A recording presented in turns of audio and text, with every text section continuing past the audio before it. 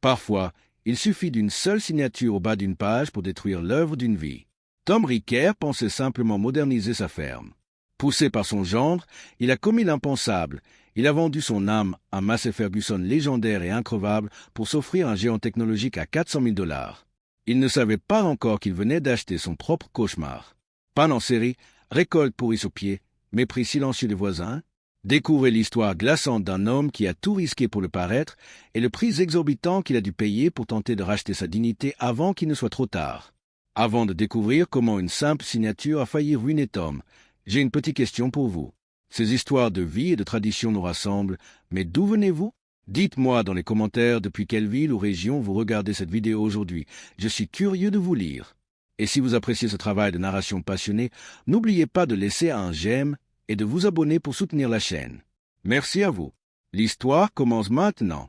Il y a des instants dans l'existence d'un homme où le destin ne se joue pas sous le ciel immense, au milieu des éléments déchaînés, mais entre quatre murs trop blancs, dans un silence qui ne présage rien de bon. Pour Tom Ricker, cet instant précis, ce point de bascule irréversible, survint un mardi matin de mars 2021.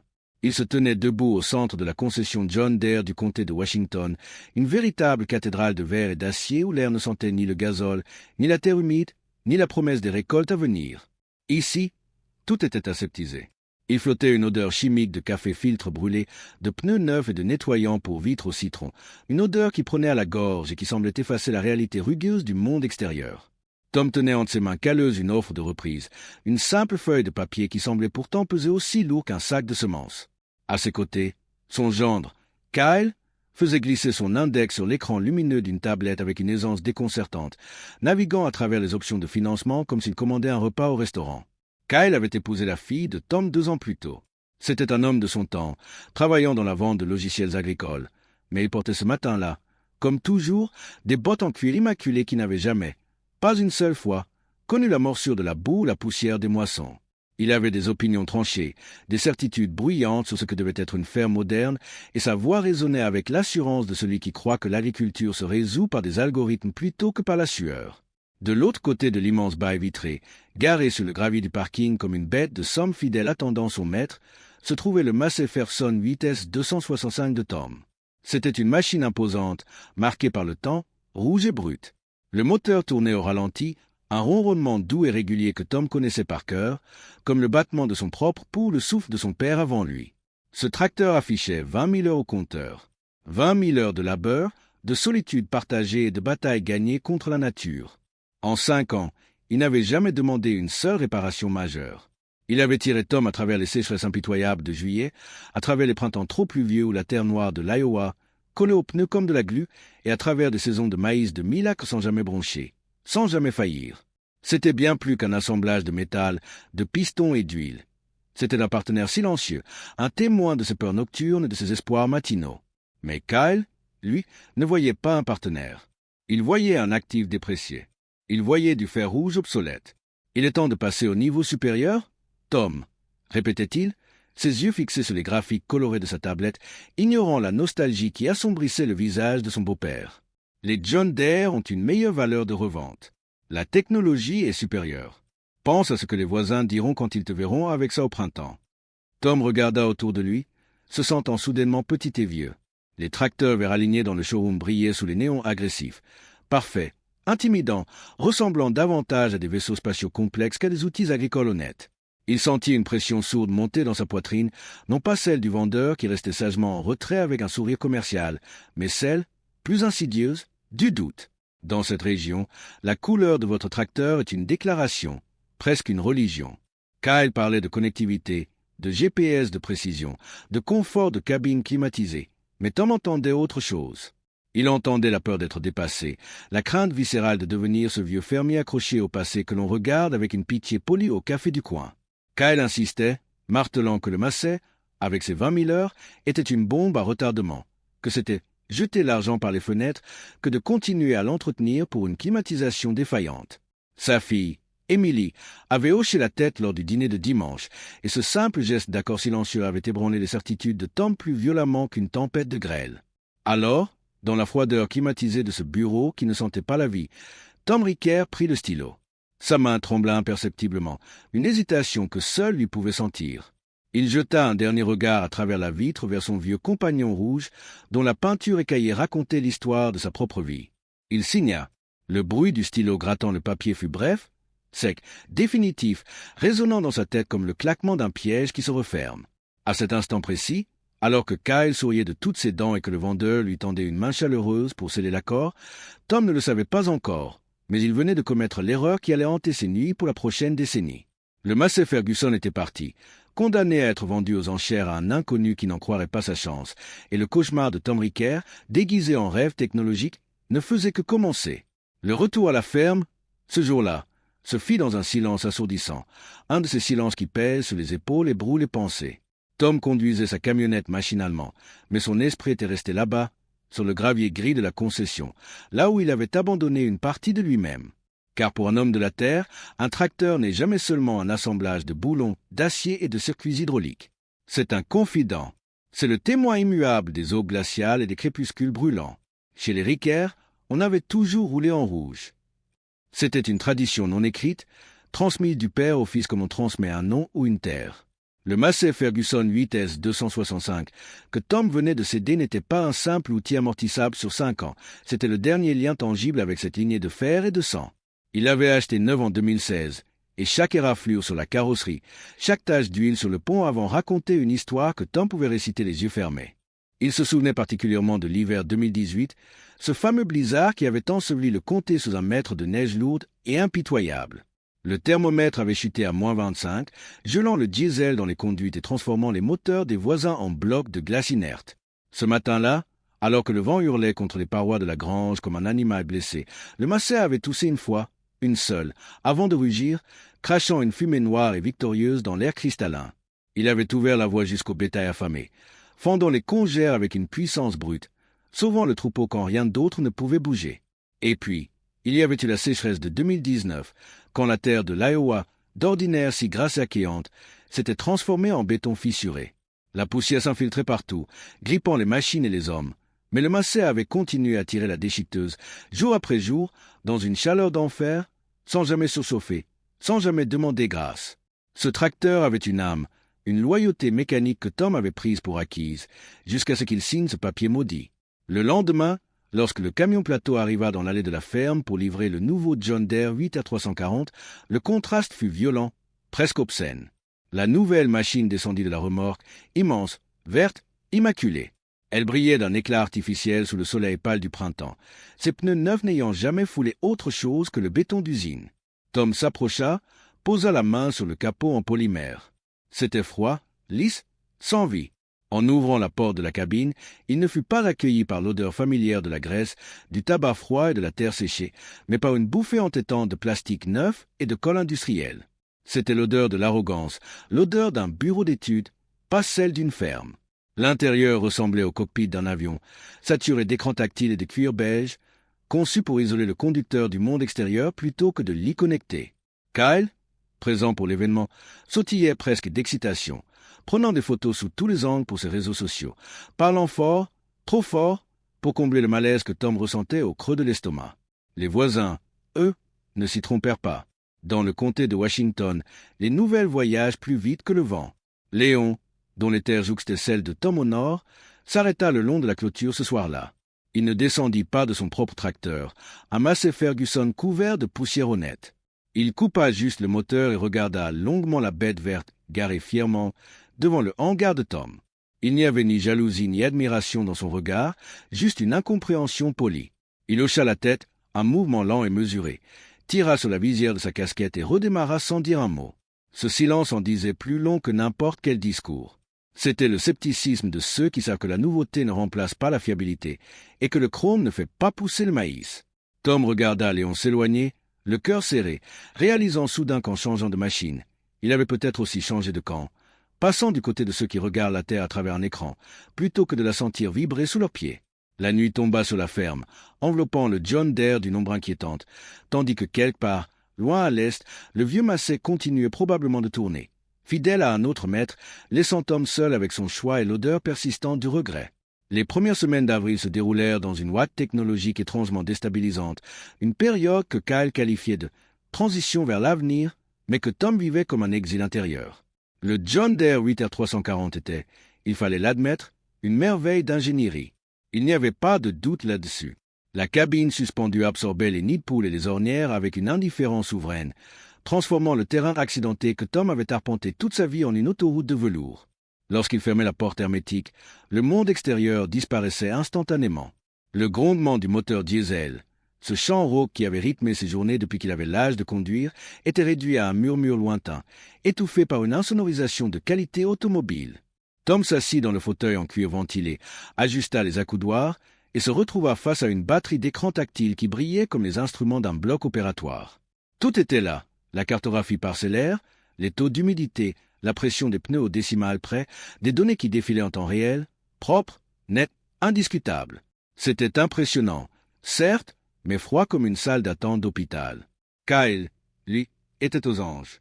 Il vint le premier samedi, non pas pour aider à charger les semences ou vérifier les niveaux, mais pour prendre des photos. Il fit poser Tom devant la calandre verte luisante, le forçant à sourire alors que le soleil se reflétait sur le capot immaculé.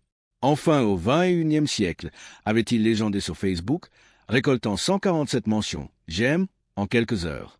Pour Kyle, la victoire était là, dans cette validation numérique, dans les commentaires élogieux d'amis citadins qui trouvaient la machine magnifique.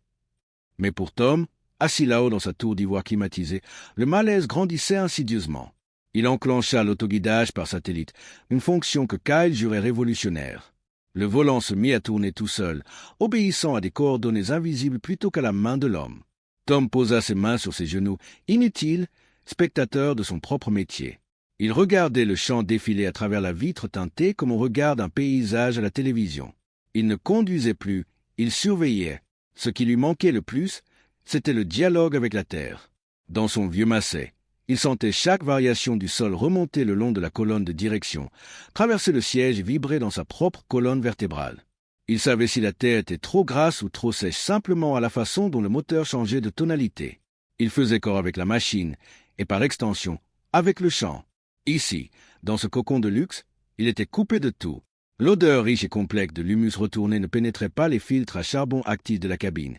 Il ne respirait qu'un air recyclé, neutre, sans âme. Le tracteur avançait sans effort, sans lutte, gommant la résistance naturelle du sol. C'était trop facile, trop propre.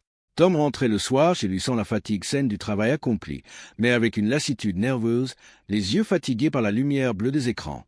Il avait l'impression d'avoir passé la journée dans un bureau volant au-dessus de ses terres, plutôt que de les avoir travaillées. Il se sentait comme un imposteur, un passager clandestin sur sa propre exploitation, flottant dans une bulle de silence alors que la saison avançait, et ce sentiment de détachement, bien plus que la complexité des menus informatiques, commençait à lui nouer l'estomac d'une angoisse qu'il n'osait pas encore nommer. Le mois de mai, dans le comté de Washington, n'est pas simplement une page du calendrier que l'on tourne avec indifférence, c'est un ultimatum lancé par la nature. La fenêtre de semis est étroite, impitoyable, une brèche de quelques jours où la température du sol et le taux d'humidité s'alignent parfaitement avant que les pluies de printemps ne transforment les champs en marécages impraticables. Tom Ricker savait cela mieux que quiconque. Il avait passé 3 jours dans la cabine du John Deere, avalant les hectares avec une efficacité qui, il devait l'admettre, frisait la perfection clinique. Le maïs tombait dans les sillons avec une régularité millimétrique, guidé par des satellites qui ne dormaient jamais. Tout semblait justifier l'investissement, jusqu'à ce que, au beau milieu de l'après-midi du 3e jour, un son strident, numérique et froid, vienne briser la symphonie feutrée de la cabine. Ce n'était pas le bruit mécanique d'une courroie qui patine ou d'un piston qui cogne, bruit que Tom aurait pu identifier à l'oreille et réparer avec une clé de 12. Non, c'était un bip électronique, suivi de l'apparition d'un triangle jaune sur l'écran principal. Défaut capteur moteur, service requis, mode dégradé activé. Tom sentit son estomac se nouer. Le moteur tournait toujours, mais la puissance avait chuté instantanément, bridé par un ordinateur qui avait décidé, pour une raison obscure, que la machine devait se protéger d'elle-même. Il s'arrêta en bout de champ, le cœur battant, et appela la concession. La voix au bout du fil était calme, professionnelle, détachée. C'est probablement un capteur Knox, Monsieur Ricker. Rien de grave, mais il faut réinitialiser le système. Tom expira, soulagé. D'accord, quand pouvez-vous passer? J'ai encore 600 acres à planter et la météo annonce de la pluie pour vendredi. Il y eut un silence, puis le bruit d'un clavier. Nos techniciens sont tous sur le terrain. Le plus tôt que je puisse vous proposer. C'est après-demain matin, jeudi. 2 jours. Le mot résonna dans la cabine comme une condamnation. 2 jours d'arrêt complet en pleine saison de semis, alors que le ciel commençait déjà à se charger de nuages gris à l'ouest. Tom tenta de négocier, sa voix montant dans les aigus, la panique commençant à fissurer son calme habituel, mais la réponse resta la même. Le planning était complet. Il raccrocha, les mains tremblantes de rage contenue. Seul dans sa cabine à $400 000, devenue soudainement la prison la plus chère du monde. Le retour à la maison fut une marche funèbre. Tom gara le monstre vert, inutile et arrogant, devant l'atelier et entra dans la cuisine. Carole était là, préparant le café. Elle vit son visage et ne posa aucune question. Le silence qui s'installa alors dans la maison n'était pas paisible. C'était un silence lourd, électrique, saturé par l'attente.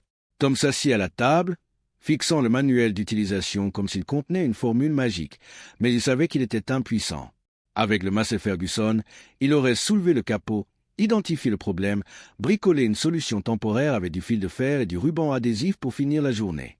Ici, il était pris en otage par un code logiciel, verrouillé derrière des pare-feux propriétaires qu'il n'avait pas le droit de toucher. Dehors, par la fenêtre ouverte, un son familier lui parvint, cruel et régulier, le ronronnement d'un moteur diesel au travail. C'était Léon, son voisin, qui labourait la parcelle juste au nord. Le bruit du Massey de Léon, ce bourdonnement ininterrompu, montait et descendait au gré du vent, naguant Tom, lui rappelant à chaque seconde que le monde continuait de tourner sans lui. Chaque passage du tracteur voisin était comme une gifle. Tom regardait sa montre, calculait les heures perdues, les acres non plantés, le rendement qui s'effritait avant même que la graine ne touche le sol. Il se sentait castré, dépouillé de sa compétence, réduit à attendre qu'un jeune homme en camionnette blanche vienne avec un ordinateur portable pour lui donner la permission de travailler sa propre terre. La nuit tomba, mais le sommeil ne vint pas. Allongé dans le noir, Tom écoutait le vent se lever, portant avec lui l'odeur incomparable de l'orage qui approchait, et pour la première fois de sa vie d'agriculteur, il pria non pas pour la pluie, mais pour que le temps s'arrête, terrifié par l'idée que son pari technologique était en train de se transformer en un désastre agronomique. Le technicien arriva finalement le jeudi matin, au volant d'une camionnette blanche immaculée qui semblait aussi déplacée sur le chemin de terre boueux que le tracteur qu'il venait réparer. C'était un jeune homme poli, armé d'un ordinateur portable renforcé et d'un sourire commercial, qui ne semblait pas comprendre que chaque minute perdue était $1 qui s'envolait. Il brancha son appareil sur le port de diagnostic caché sous le volant, tapa quelques lignes de code, et 10 minutes plus tard, l'écran du tableau de bord s'éteignit pour se rallumer, vierge de tout avertissement. C'était juste un calibrage du capteur de pression. « Monsieur Ricker ?» dit-il en refermant sa mallette. « Le système est très sensible, il préfère se mettre en sécurité au moindre doute. » Tom le regarda remonter dans son véhicule propre, la facture de déplacement déjà envoyée par courriel, et sentit une colère froide lui monter à la gorge. Une sécurité. Une machine de $420 000 s'était transformée en brique inutile pendant 2 jours pour une simple hésitation informatique, une précaution de programmeur qui n'avait probablement jamais vu un champ de maïs de sa vie. Mais le temps des récriminations était passé, car le ciel, lui, n'avait pas attendu la mise à jour logicielle. Les premières gouttes, lourdes et froides, commencèrent à s'écraser sur le pare-brise au moment même où Tom engageait la première vitesse. La fenêtre météo s'était refermée. La terre, qui 2 jours plus tôt était friable et accueillante, s'était gorgée d'eau, se transformant en cette glaise noire et collante typique de l'Iowa, capable d'avaler une botte ou de stopper un attelage en quelques mètres. Tom n'avait plus le choix. Il devait planter, coûte que coûte, dans ce bourbier, au risque de perdre la saison entière.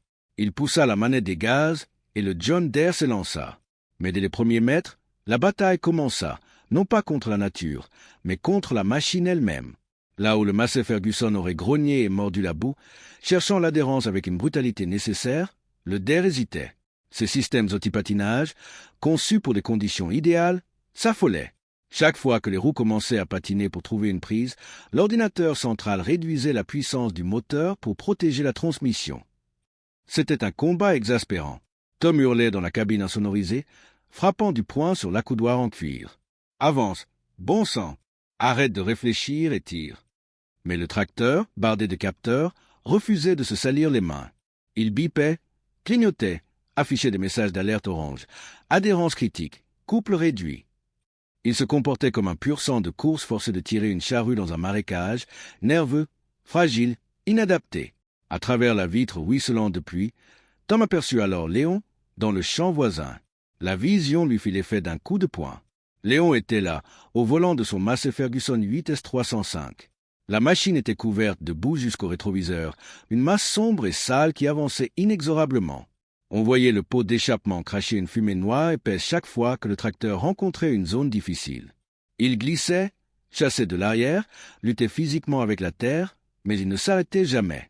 Il n'y avait pas d'ordinateur pour couper les gaz, pas de sécurité pour dire à Léon qu'il forçait trop. Il y avait juste un homme, un moteur et la volonté de passer.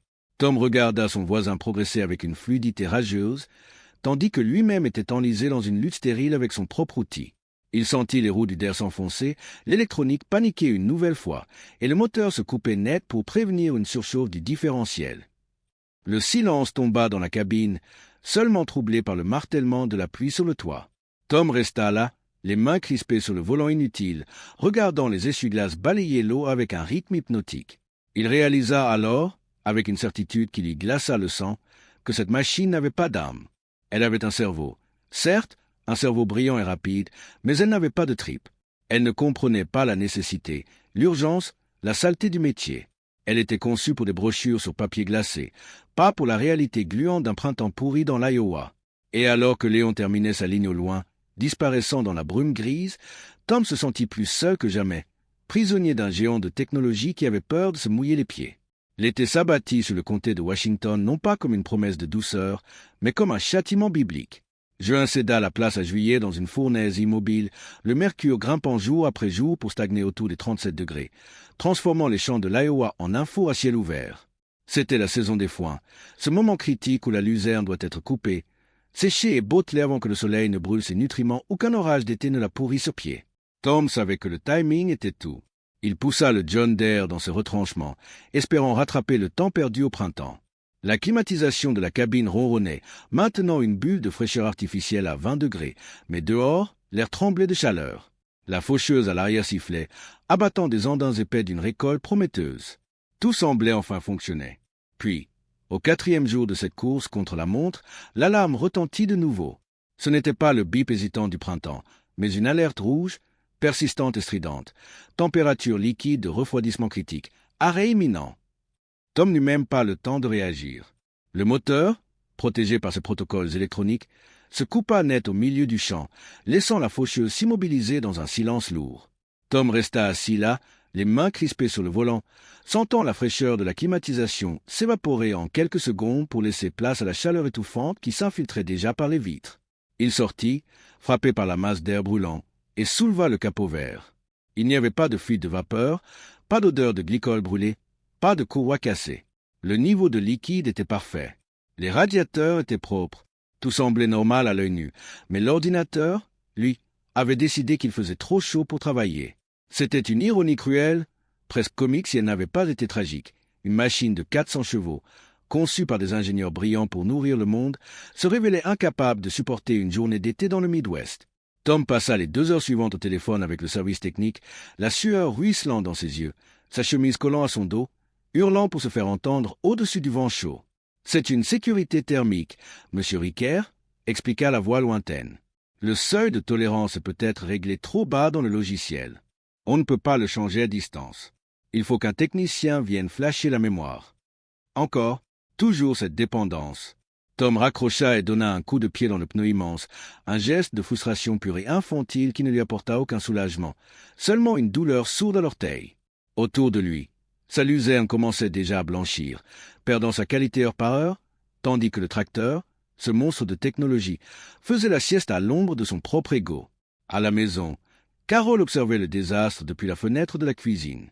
Elle voyait son mari revenir le soir, non pas avec la fatigue saine du corps qui a travaillé, mais avec l'épuisement grisâtre de l'esprit qui a lutté contre le vide. Elle le voyait vieillir à vue d'œil. Ses épaules s'étaient voûtées, son pas s'était alourdi. Il ne parlait plus à table, mangeant machinalement en fixant le mur, l'esprit torturé par les calculs de perte de rendement et des factures de réparation qui s'empilaient sur le bureau. Le plus douloureux pour elle n'était pas l'argent. C'était la honte qui rongeait Tom de l'intérieur. Il avait cessé d'aller en ville. Lui qui aimait en passer à la coopérative le matin pour boire un café et échanger les nouvelles, il envoyait désormais Carole chercher les pièces ou les produits. Il fuyait les regards. Il savait que chaque fermier du comté, de Léon à Dal Henrickson, savait que le der de Ricker était encore en panne. Il imaginait leur conversation, leur sourire en coin, non pas méchant, mais empreint de cette pitié insupportable réservée à ceux qui ont voulu péter plus haut que leur cul et qui en paient le prix. Tom s'isolait, se barricadant dans sa ferme comme dans une forteresse assiégée, seul avec sa femme silencieuse et sa machine brillante qui refusait de suer. Pendant que Tom Ricker s'enfermait dans le silence climatisé de sa cuisine, à contempler des factures de réparation qui montaient plus vite que le maïs, une autre histoire s'écrivait à 3 comtés de là, dans les plaines vallonnées du comté de Henry.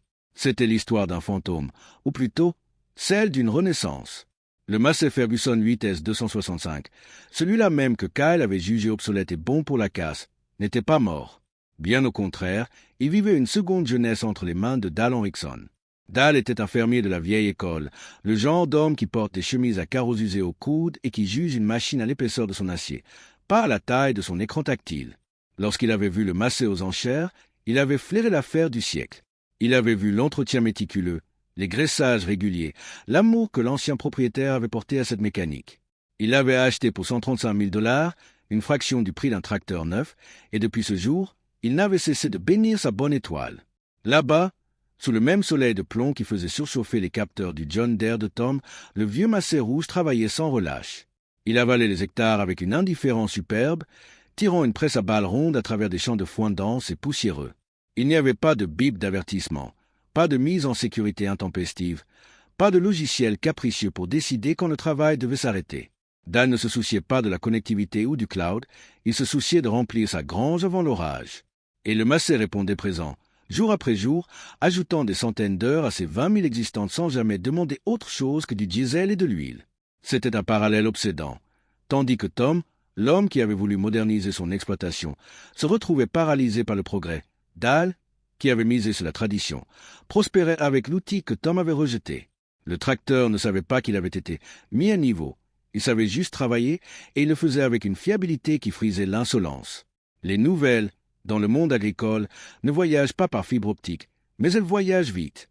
Elles circulent au comptoir des pièces détachées, dans les allées des foires agricoles, surtout au pied des silos à grains. C'est là que la réalité rattrapa Tom, un matin brumeux où il était venu livrer un fond de benne de blé. Il attendait son tour près de la bascule, le moteur de sa camionnette coupé, la fenêtre ouverte pour profiter de la brise. 2 fermiers discutaient un peu plus loin, appuyés contre la ridelle d'un vieux pick-up. Ils ne savaient pas que Tom était là, ou peut-être qu'ils ne s'en souciaient pas. Leur voix grave portait clairement dans l'air calme du matin. « J'ai croisé Henrickson l'autre jour », disait l'un, un homme au visage tanné par le soleil. Il ne tarit pas d'éloges sur ce Massey qu'il a récupéré aux enchères. Il dit que c'est la meilleure machine qu'il ait jamais eue. L'autre hocha la tête en crachant par terre. C'était celui de Ricker, non? Le 8S? Ouais, il paraît qu'il a échangé contre un de ces nouveaux Deere bourrés d'électronique. Et depuis, il n'a que des emmerdes. Le ver passe plus de temps à l'atelier que dans le champ. Tom se figea. Il sentit le sang affluer à ses oreilles, une chaleur qui n'avait rien à voir avec la température extérieure. Ce n'était pas de la méchanceté dans leur voix. C'était pire, c'était du factuel. C'était un constat froid, objectif, sans passion. Ils ne se moquaient pas de lui, ils analysaient une erreur de gestion comme on analyse un rendement médiocre. C'est dommage, conclut le premier fermier en remontant dans son camion. Ricker avait une bonne machine. Il l'a donnée pour acheter des problèmes. Tom remonta sa vitre lentement, s'isolant du monde, mais les mots étaient déjà entrés. Il résonnait dans l'habitacle, confirmant ce que ses nuits d'insomnie lui hurlaient déjà. Le problème n'était pas la ferme, ni la météo, ni même le concessionnaire John Deere. Le problème, c'était lui. Il avait trahi son propre jugement pour écouter le chant des sirènes de la modernité, et maintenant, son ancien partenaire fidèle enrichissait un autre homme, tandis que lui payait le prix fort pour avoir oublié d'où il venait.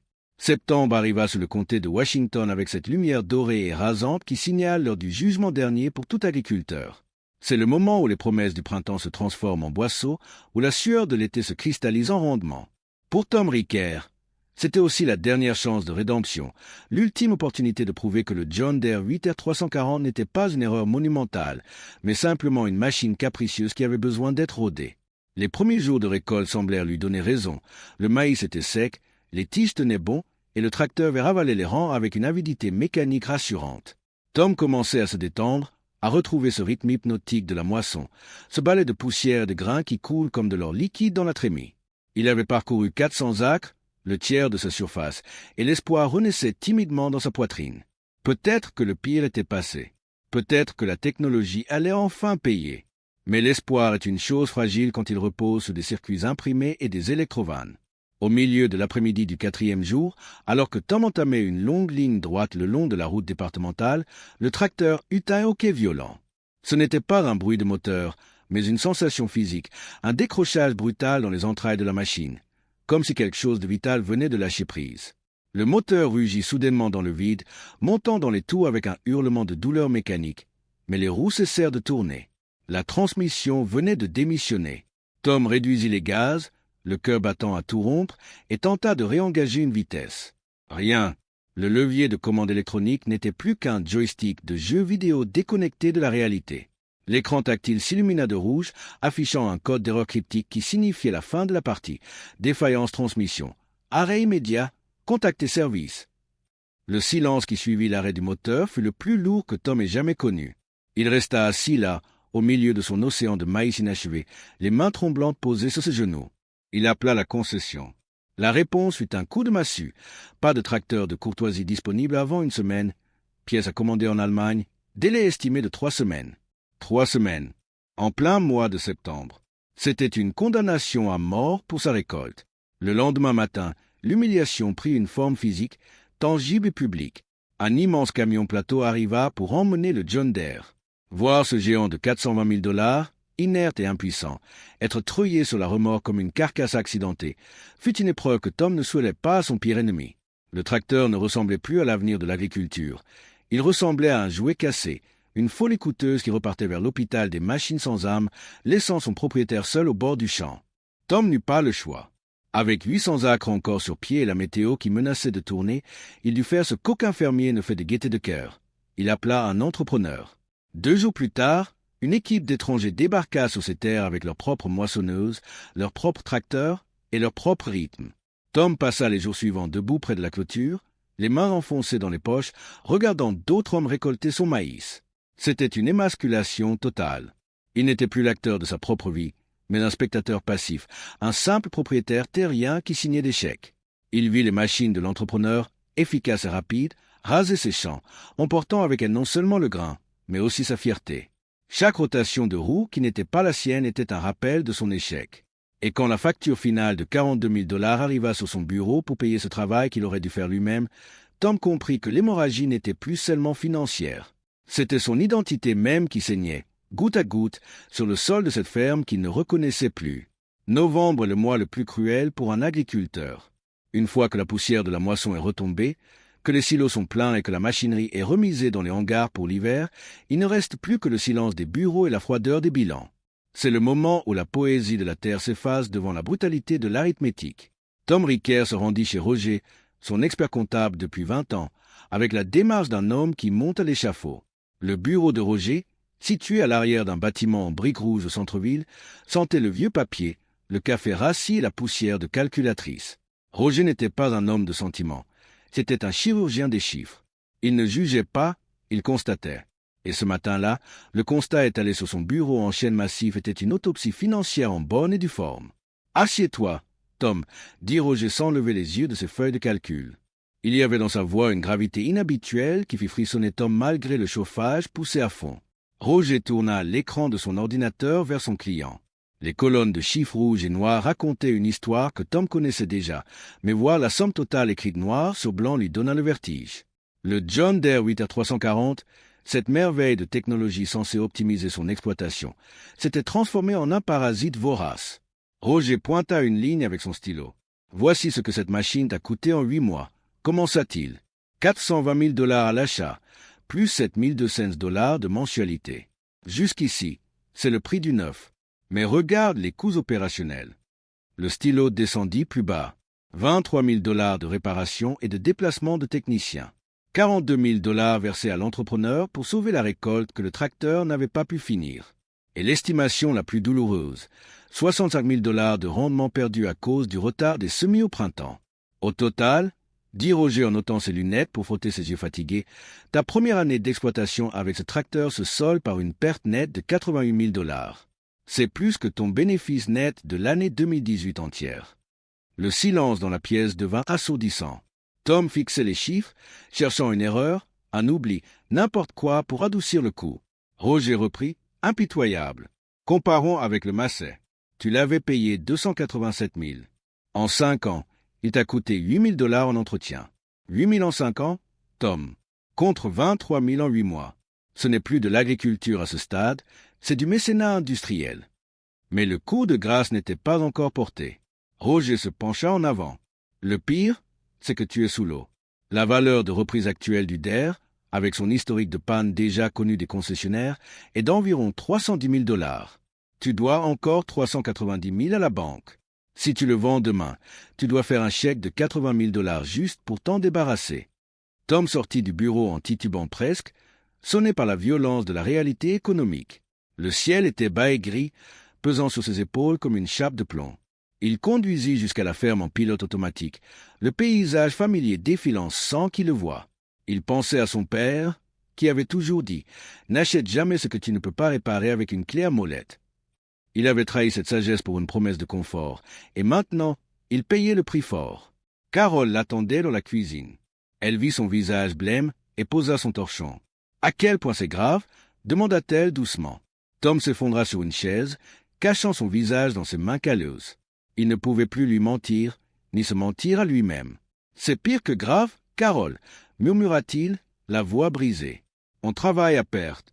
Je paie pour avoir le privilège de cultiver ma propre terre. Si on ne change pas quelque chose, cette machine va nous manger tout cru. » Pour la première fois, il vit la peur dans les yeux de sa femme, et cette peur lui fit plus mal que tous les chiffres de Roger réunis. Le dîner de Noël chez les Riquer se déroulait habituellement dans une chaleur bruyante et réconfortante, rythmée par le cliquetis de l'argenterie et les rires des petits-enfants. Mais cette année, l'air au-dessus de la table en chêne massif semblait s'être raréfié, chargé d'une électricité statique que seule la politesse empêchait d'éclater. Carole avait préparé son jambon glacé traditionnel, dont l'odeur sucrée et fumée emplissait la pièce, mais Tom avait l'impression d'avaler de la sciure.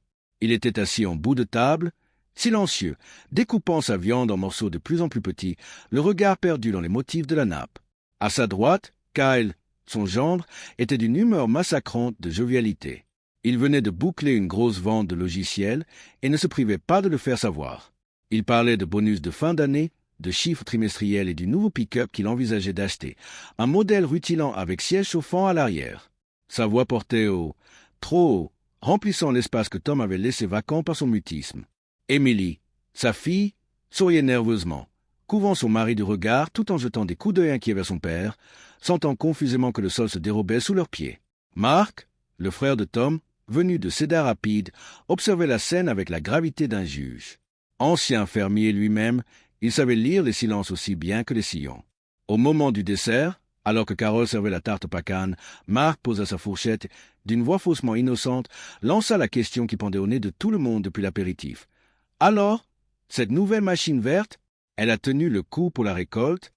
Avant même que Tom ne puisse ouvrir la bouche, Kyle intervint, la bouche pleine, avec l'assurance de celui qui n'a jamais douté. « C'est une merveille, Mark, le top de la technologie. L'autodiagnostic, la télémétrie, c'est l'avenir. » Tom a fait un bond de 20 ans en avant. Mark ne quitta pas son frère des yeux. « C'est vrai, Tom ?» demanda-t-il doucement. Tom posa son couteau. Le bruit du métal contre la porcelaine résonna comme un coup de gong. Il leva les yeux, et pour la première fois de la soirée, son regard était clair, froid, dénué de toute hésitation. « Il a passé 4 semaines au garage depuis mars, » dit Tom d'une voix blanche. La table se figea. Le sourire de Kyle vacilla, puis se fana. « C'est une machine neuve. Tom, il y a toujours une période de rodage, » tenta-t-il. Mais Tom ne l'écoutait plus. « J'ai dû payer un entrepreneur 42 000 $ pour finir ma récolte parce que la transmission a lâché en plein milieu du champ. 42 000, plus 23 000 de réparation. » Il parlait calmement, égrenant les chiffres comme on égrène un chapelet funèbre. « Le Massey ne m'a jamais laissé en plan. Pas une seule fois en 5 ans. » Emily posa une main tremblante sur le bras de son mari. « Papa, s'il te plaît » murmura-t-elle. Kyle, piqué au vif, se redressa, son visage passant du rose au rouge. « Tu devais changer cette vieillerie tôt ou tard, » lança-t-il, sur la défensive. « Le DER a une meilleure valeur de revente, une meilleure gestion de flotte. Tu verras le retour sur investissement dans 5 ans. » Tom se leva lentement. Il ne paraissait pas en colère, mais immensément triste. « Je suis à découvert de 80 000 $ sur ce tracteur, Kyle. Je dois à la banque plus que ce que la machine vaut aujourd'hui. J'ai perdu plus d'argent en 8 mois avec tes conseils qu'en 5 ans avec mon instinct. Mark reposa sa tasse de café, le visage dur. Il se tourna vers Kyle. Tu lui as fait vendre le macet pour ça? Kyle repoussa sa chaise violemment, le bois raclant le parquet dans un bruit déchirant. J'essayais d'aider, cria-t-il, la voix étranglée. Vous conduisiez des épaves. Je voulais vous amener dans le monde moderne. Tom le regarda droit dans les yeux. Je conduisais quelque chose qui marchait. Quelque chose que je pouvais payer. Quelque chose que mon père aurait respecté. Kyle attrapa son manteau. Je ne vais pas rester là à me faire insulter. Émilie se leva, les larmes aux yeux, déchirée entre les deux hommes de sa vie, puis suivit son mari vers la porte sans un mot. Quand la porte d'entrée claqua, le silence retomba sur la salle à manger, lourd et définitif. Tom se rassit, épuisé, comme si on venait de lui enlever une armure trop lourde. Il fixa son assiette intacte et sentit tout le poids de ce qu'il venait de perdre, l'illusion de la compétence, l'harmonie familiale, la fierté mal placée. Il avait avoué son erreur devant les siens. Il avait brisé l'image du patriarche infaillible. Mais étrangement, sous la douleur, il sentit quelque chose d'autre poindre. C'était la vérité, laide, coûteuse, mais indéniable. Carole tendit la main à travers la table et serra celle de son mari, ses doigts chauds et familiers ancrant Tom dans la réalité. Mark prit la bouteille de whisky sur le buffet, remplit 2 verres sans rien dire et en fit glisser un vers son frère. Personne ne parla pendant un long moment. Il n'y avait plus rien à dire. Le mensonge était parti avec le tracteur vert et il ne restait plus qu'à reconstruire sur les ruines. Février 2022 avait été le mois des bilans amers et des décisions difficiles, mais mars arriva avec la promesse d'un nouveau départ, aussi froid et coupant fut-il. Ce samedi-là, sur le vaste terrain des enchères de Columbus-Jection, le vent du nord balayait la plaine, soulevant des tourbillons de poussière grise qui venaient piquer les visages des fermiers rassemblés là. Il y avait 40 tracteurs alignés en rang d'oignons, des mastodontes de métal attendant leur nouveau maître. Tom Ricker marcha le long de la ligne, les mains enfoncées dans les poches de sa veste Carhartt usée, le col relevé contre la bise. Il passa devant les John Deere rutilants, les Case-IH au rouge agressif, les New Holland bleus comme le ciel d'été. Il ne leur accorda pas un regard. Il cherchait une chose, et une seule, la nuance familière d'un rouge Massey Ferguson, ce rouge profond, presque sanguin, qui avait coloré toute son enfance. Et il le trouva, garé humblement près de la clôture du fond, un modèle 8S.245 de 2018. La machine n'était pas neuve, loin de là. Elle affichait 18 000 heures au compteur, une vie de labeur déjà bien remplie. La peinture du capot était légèrement passée par le soleil, et les marchepieds portaient les stigmates de milliers de montées et de descentes. Mais quand Tom grimpa dans la cabine et s'assit sur le siège pneumatique, il se passa quelque chose d'immédiat, de viscéral. L'odeur. Ça ne sentait pas le plastique chimique, la colle industrielle ou le nettoyant au citron bon marché de la concession. Ça sentait la graisse, le diesel, le tabac froid et la poussière de soja incrustée dans les tissus. Ça sentait le travail. Ça sentait la maison. Tom posa ses mains sur le volant, dont le cuir était patiné par l'usure, et ferma les yeux un instant. Pour la première fois depuis 1 an, ses épaules se détendirent. Il n'était plus un étranger dans son propre outil. Il était de retour. La vente commença 1 heure plus tard. Le chant saccadé et hypnotique du commissaire-priseur résonna dans les haut-parleurs, crachant les chiffres à une vitesse vertigineuse. Ouverture à 95 000. Qui prend 95? Tom leva sa carte sans hésiter. Un autre homme, un éleveur du comté voisin, renchérit immédiatement. 100 000, 105. Le prix montait. C'était une somme considérable pour un tracteur de cet âge, une somme qui aurait fait sourciller n'importe quel comptable, y compris Roger. Mais Tom ne calculait plus en dollars par heure ou en amortissement fiscal. Il calculait en nuit de sommeil retrouvée, en fierté restaurée. À 110 000, l'autre enchérisseur hésita. Tom leva sa carte pour 125 000 $. Le commissaire scanda le chiffre, chercha une autre main dans la foule, mais personne ne bougea. Le marteau tomba avec un bruit sec qui sonna à l'oreille de Tom comme une libération. Vendu, au numéro 402. Il signa les papiers avec une main ferme, payant ce vieux compagnon 10 000 $ de moins que ce qu'il avait tiré de son propre tracteur 2 ans plus tôt. C'était une perte sèche sur le papier, une aberration économique. Mais en grimpant pour la dernière fois dans la cabine pour le ramener chez lui, Tom sut qu'il venait de faire la meilleure affaire de sa vie. Il tourna la clé. Le moteur 6 cylindres s'ébroua non pas avec un sifflement électronique discret, mais avec un grondement sourd et rassurant qui fit vibrer le plancher.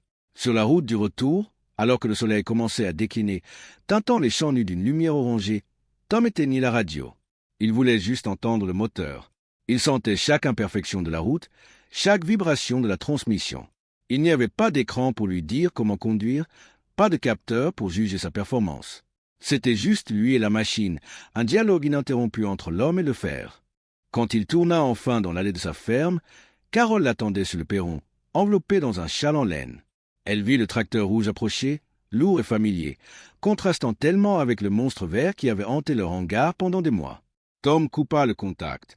Le silence qui suivit n'était pas vide, il était plein de paix. Il descendit, ses bottes claquant sur le gravier. Carole s'approcha, posa une main sur le capot tiède du Massey, puis leva les yeux vers son mari. Son visage était détendu, les traits tirés de l'année passée semblaient s'être effacés.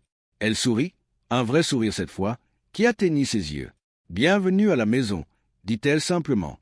Tom hocha la tête, la gorge serrée, incapable de parler. Il posa sa main sur celle de Carole, sur le métal rouge encore vibrant de chaleur, et sentit enfin le poids écrasant de l'année écoulée s'envoler, emporté par le vent du soir. Il avait payé le prix fort pour apprendre une leçon simple, mais en cet instant, debout devant sa grange avec sa femme et son vieux tracteur, il savait qu'il ne ferait plus jamais l'erreur de confondre le nouveau avec le mieux. Le départ du John Deere, 2 semaines plus tard, ne fut pas vécu comme un déchirement, mais comme une saignée nécessaire, douloureuse sur l'instant mais vitale pour la survie du patient. Le marteau des enchères était tombé à 260 000 $. Tom avait acheté ce mirage technologique 420 000. En ajoutant les réparations, les pertes de récolte et les frais d'entrepreneur, Roger avait calculé le coût total de cette aventure, 248 000 $. C'était le prix d'une maison confortable, le prix de plusieurs années de retraite, volatilisé en 12 mois d'orgueil et de pannes électroniques. Mais lorsque le camion plateau disparut derrière la colline, emportant avec lui le géant vert et ses promesses non tenues, Tom ne ressentit pas la morsure du regret financier. Il sentit ses poumons se remplir d'air frais pour la première fois depuis 1 an. Il avait perdu une fortune. C'était indéniable, mais il avait racheté sa liberté. Les saisons qui suivirent, de 2022 à 2024, furent d'une banalité magnifique. Le Massey Ferguson 8S.245, avec ses 18 000 heures passées, n'a jamais fait la une des réseaux sociaux. Il n'a jamais envoyé de données télémétriques dans le cloud, ni impressionné les citadins avec son design futuriste. Il a simplement fait ce pour quoi il avait été forgé. Il a travaillé. Le printemps 2022 fut humide, l'été brûlant et l'automne précoce. À chaque défi, le vieux moteur rouge a répondu par un couple généreux et une fiabilité absolue. Pas de voyant d'alerte, pas de mode dégradé, pas d'attente interminable pour un technicien venu de la ville. Juste le ronronnement rassurant d'une mécanique éprouvée qui transforme le diesel en travail. Roger, lors du bilan comptable de décembre 2023, avait ôté ses lunettes, nettoyé les verres avec une lenteur théâtrale et avait fini par lâcher un sourire rare. « Tu es revenu dans le noir, Tom. L'exploitation est saine. » L'ironie ne leur échappa pas. Pour revenir dans le verre financier, il avait fallu quitter le verre industriel. C'est cependant dans le regard des autres que la véritable guérison s'opéra. La honte qui avait poussé Tom à se cacher s'est dissipée lentement, remplacée par une forme de respect silencieux et solide. Un matin d'avril, alors qu'il croisait le tracteur le long de la clôture mitoyenne, Léon s'arrêta. Il ouvrit la porte de sa cabine, le bruit de son propre Massey couvrant le chant des oiseaux. Il ne fit pas de discours, ne mentionna jamais l'erreur de Tom ni l'argent perdu. Il se contenta de lever la main, paume ouverte, dans ce geste universel des gens de la terre qui signifie à la fois bonjour, merci et content de te voir là. Tom répondit au salut. Ils restèrent ainsi un instant, 2 hommes dans 2 machines rouges, liés par la compréhension mutuelle que la terre ne ment pas et qu'elle ne pardonne pas les artifices. Tom comprit alors que le comté ne le respectait pas parce qu'il n'avait jamais échoué, mais parce qu'il avait eu le courage d'admettre son erreur et de la réparer. Aujourd'hui, alors que l'hiver 2024 enveloppe la ferme d'un manteau de givre, le hangar est silencieux. C'est un silence habité, une quiétude méritée. Tom Ricker a 58 ans. Ses cheveux sont plus gris, et les lignes autour de ses yeux se sont creusées, marques indélébiles des nuits blanches passées à douter de lui-même. Il pose sa main sur le capot du Massey Ferguson, sentant le métal encore tiède du travail de la journée. Il sait désormais que la sagesse a un coût, parfois exorbitant. Il sait que la nouveauté exerce une séduction puissante, capable d'aveugler même les hommes les plus sensés. Mais il sait surtout que la véritable modernité ne réside pas dans un écran tactile ou une connexion satellite, mais dans la capacité à durer, à endurer et à servir sans faillir. Il a perdu une bataille contre l'ego, mais il a gagné la guerre de l'authenticité. Kai ne vient plus parler de tracteur lors des dîners de famille, et c'est très bien ainsi. Tom n'a plus besoin de prouver quoi que ce soit à qui que ce soit. Il a sa terre, sa femme qui lui sourit à nouveau, et dans l'ombre rassurante de la grange, un cœur de fer rouge qui bat au même rythme que le sien. Il est enfin, et pour de bon, rentré chez lui.